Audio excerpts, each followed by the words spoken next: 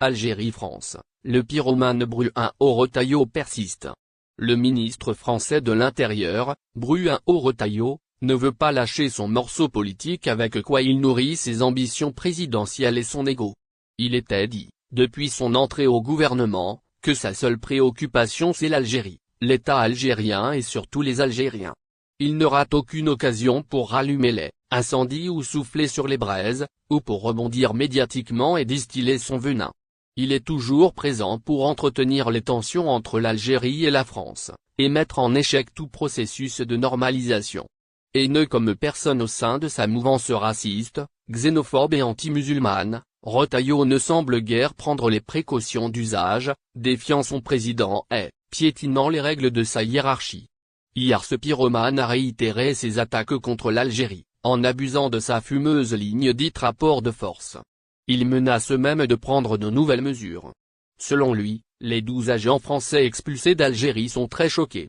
Vous vous rendez compte que certains d'entre eux ont laissé leur famille, ils ont des jeunes enfants qui sont scolarisés.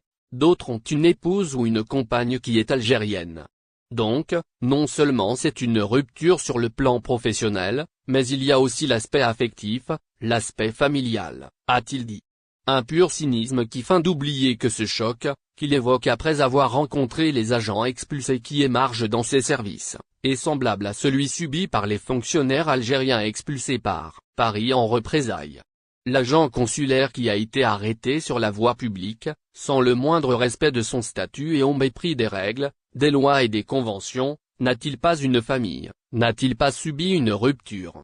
Au même moment, sans honte, il clame avec indécence que l'Algérie ne respecte pas l'accord de 1994, que lui-même méprise et ignore avec superbe.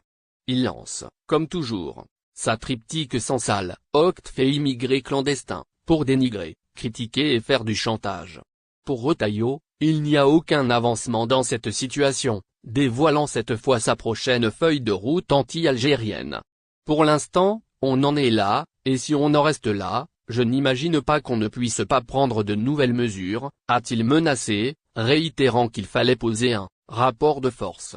Critiquant en filigrane le rôle de sa diplomatie, il a indiqué que si ça ne bouge pas, je pense qu'on ne pourra pas en rester là, préconisant comme première action anti-algérienne la remise en cause de l'accord de 2013, qui exempte de visa les porteurs algériens de passeports diplomatiques.